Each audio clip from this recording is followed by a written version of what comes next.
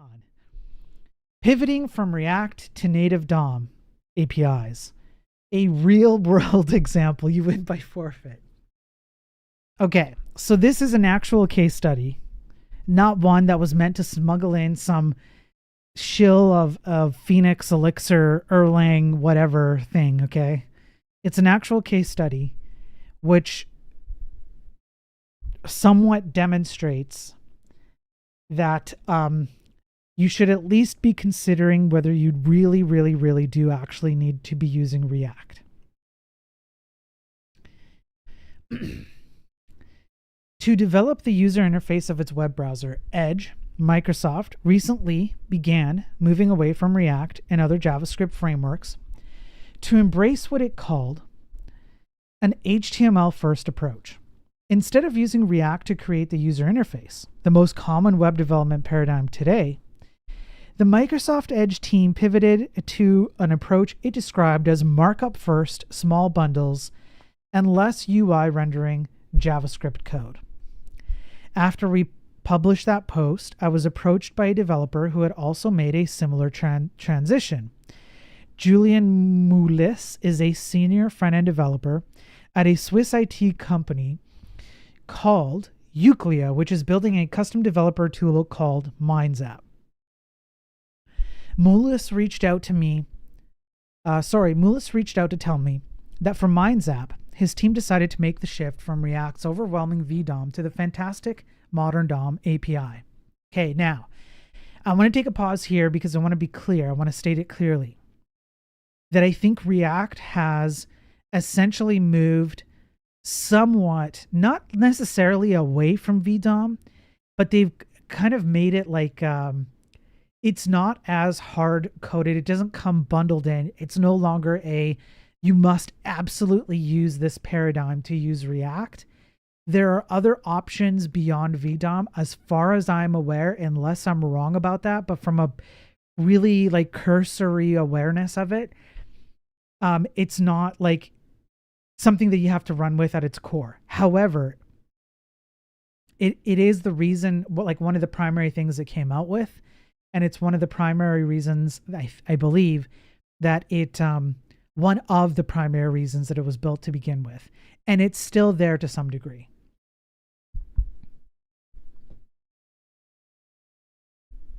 A few months ago, we decided to transition a part of our application from React to Vanilla.js. We'll get into what that means shortly, but first I want to quote Moulis on what changed and the impact it had on their end users. And note that because Moulis isn't a native English speaker, I have lightly edited his quotes for language clarity. I could not understand how, for only updating text, analyzing a VDOM, and all the concurrencies and hundreds of functions could be faster than just updating the DOM element itself. So I built a small SSR Node.js for reactive data and routing, RxJS for the front-end web components, and we reduced the load time on some pages with a lot of data from 6 seconds to 300 ms.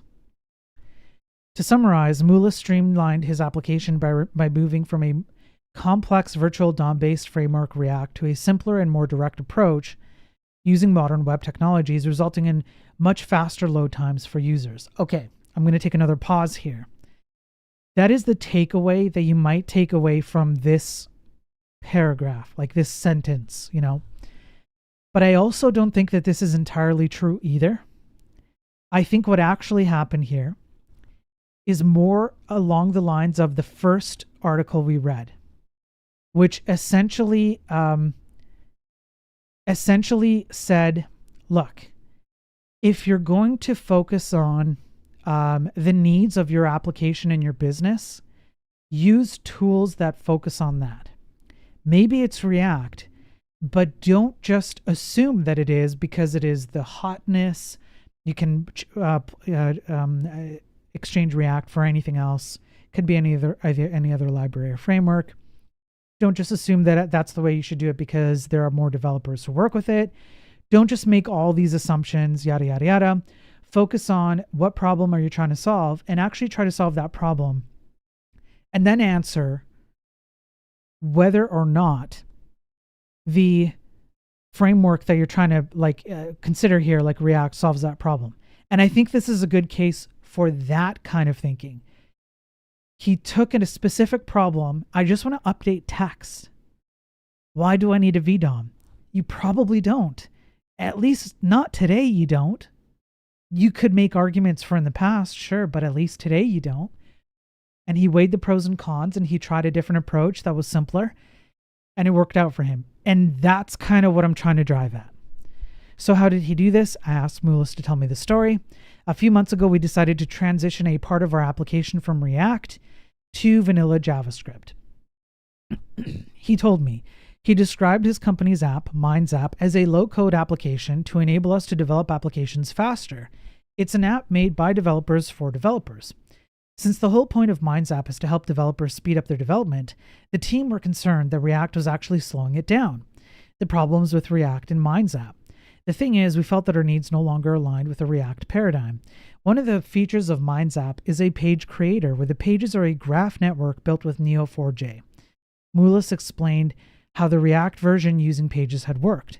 When I request a form, I receive an object that contains, among other things, an array of elements. Until now, when I receive these elements, I pass them through a recursive function that built the various React components based on a map indexed by the component property. Once rendered, the user had access to all basic form interactions, navigation, etc.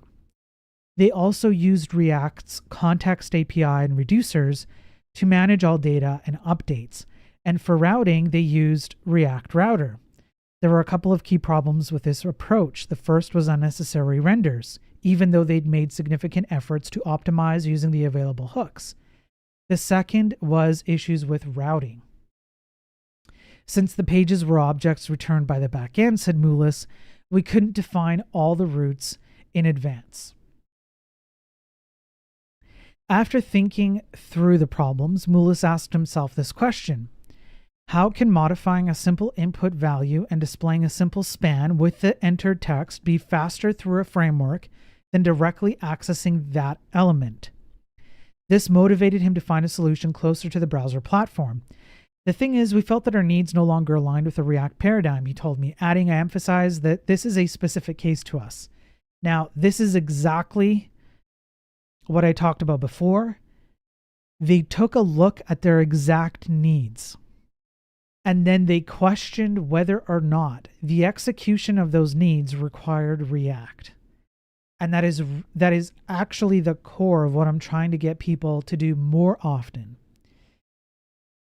It's really easy to do what I think happens way too often. You take a look at something like React and go, holy crap, it's used so much. Holy crap, look at all the problems that it solves. Look at all the features that it has that I don't have to build. Look at some of the good things that are being spoken of or about it in various contexts. So why don't I just go ahead and use that? And then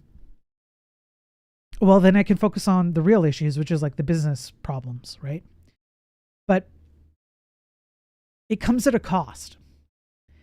And you don't truly realize that cost usually until it's too late. And it actually doesn't cost you that much up front to do exactly what's happening here in this article, which is why I'm reading it. Take a look at your problems. And I think a lot of people would find that they, way more often than not, don't need the entire set or structure of these frameworks. And that they can accomplish a lot more with a lot less. Implementing the native DOM API approach.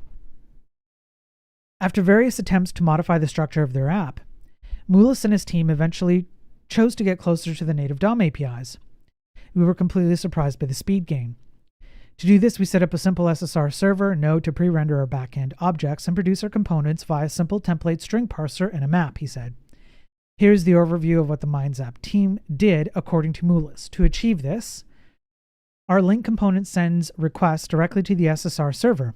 If the response is okay, the SSR sends back the page. If there's an error, it sends a 500 or 404, which we can configure on our page creator. We also set up a simple RxJS from event directly on the window object to handle native browser navigation which itself also sends requests to the SSR server. So it's kind of like, if something fails, how would you handle that? This took them a month to implement, but the results were immediately noticeable after that. We were completely surprised by the speed gain, Mula said.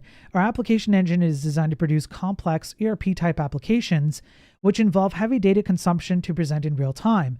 On a page we consider complex with over 800 DOM elements, some of which use different subscription systems via our event system at initialization to update when necessary, which means that they have 800 different DOM elements, which all have their own different, you could say their own different states or event systems based on other states or event systems all running at the same time on the same page. The overall load time dropped from 4 to 5 seconds to 400 milliseconds. In terms of interaction, no more endless checking to ensure a child doesn't refresh, even if the parent state updates. As well as speed gains, the user interactions markedly improved, said Moulis. In terms of interaction, no more endless checking to ensure a child doesn't refresh even if the parent state updates. We read that. A simple trivial example.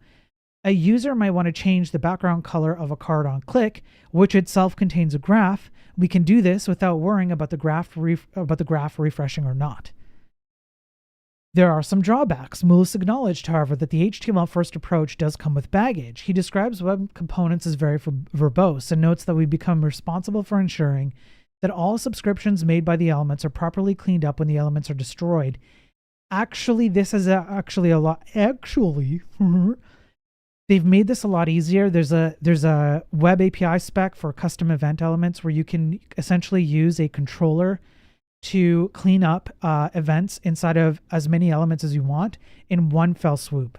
So even that is actually a lot easier than I think people say it is. It's just that when you go look at say tutorials or whatever about web components, they don't teach you these things. You kind of have to go look and read through the specs to realize, holy crap, there's a powerful built-in every browser has its spec for managing events such as subscriptions by all elements. He added that finding developers who know Vanilla.js and not just the frameworks was an unexpected difficulty. This shouldn't be difficult. It is my contention that finding developers who know vanilla JavaScript should be easier than finding developers who know React. That's not the case. I understand why that's not the case, but I stand by my statement. It should not be the case. Nevertheless, he said, the user gain is enormous, and that has always been our priority. Right. So the user and the code base doesn't care about your developer feelings. They don't care about how you felt as you wrote the code, or the nature of the code, or whether you found it easy to write the code, or whether you felt it was verbose, or whether you thought you had a difficult time being responsible for a complicated set of subscriptions in your web. The code doesn't care, and the user doesn't care. The user and the code have a different set of care requirements than you do. More post React stories needed, so then you can just go and talk about it. Now, this was a bit of a lighter, what would you say, case study on how replacing React with a vanilla JavaScript version ended up working out for them.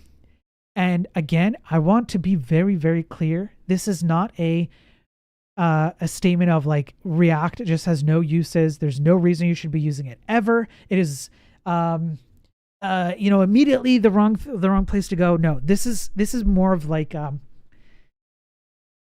be thoughtful and careful about what you choose to use.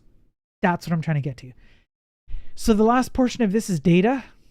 It's really hard to find good quality data about React itself, but I'm going to focus on a few things, and I'm biased. So they're going to be biased and focused on my argument, okay?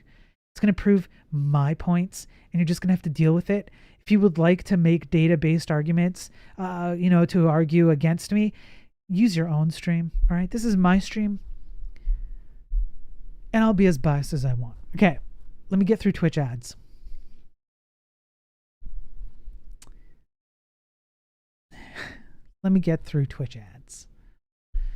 Hello, everyone on YouTube. I'm just realizing people on YouTube left comments. Justin probably came and left, but thank you, Justin. Hey, Moldy, if you're still there. I don't know if you're still there, Ray. Vishai, React plus Go, yeah. Ads, yeah, I know. Let's get through the Twitch ads. Anybody else from X or LinkedIn or wherever? Hope you're all doing well. Let me get through the stupid Twitch ads. There's like 2 minutes or so.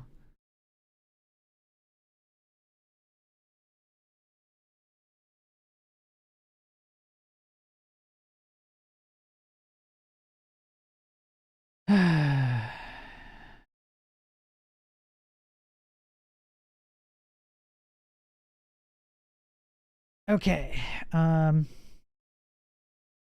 There's still, damn it, Bezos.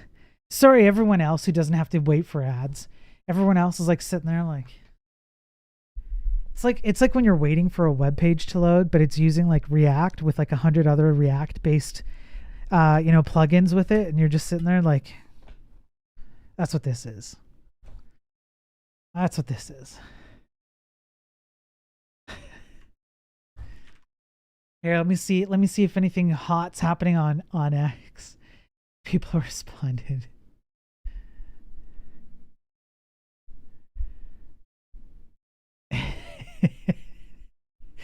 Yeah, I got Mulroy to respond. I got yeah, all right. Good times. Okay, let me make sure I've got there's a minute left. Let me make sure I have my data. Yep, I've got some data here. Poof, there's data. I think I probably want to show this one first, then that one. What's this one? Nope, that one is way down there. This one is also way down there. React hooks, yeah, that's fine. That's fine. Waiting for the Twitch ads to end. 30 seconds, folks. 30 seconds. This one kind of had some data. This one has some data, but that's more of a general. And then that one is the one we found. So it's mostly this guy and this guy. Okay, let's wait for ads. Okay, ads are over. I'm gonna sip my coffee.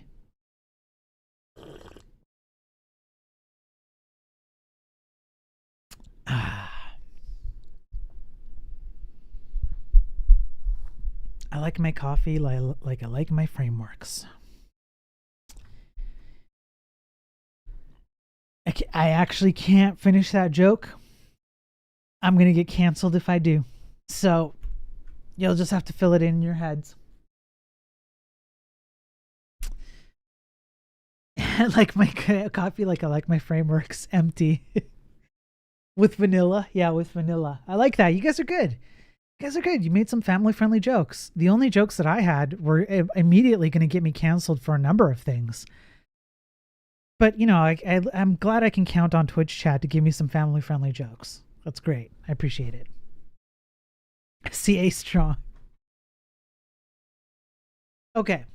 So there's really only 2, maybe 3 pieces of data that are not exactly a, let's say, nail in the coffin as to why React is the worst thing you can possibly use and should be taken out back behind the shed and 404'd.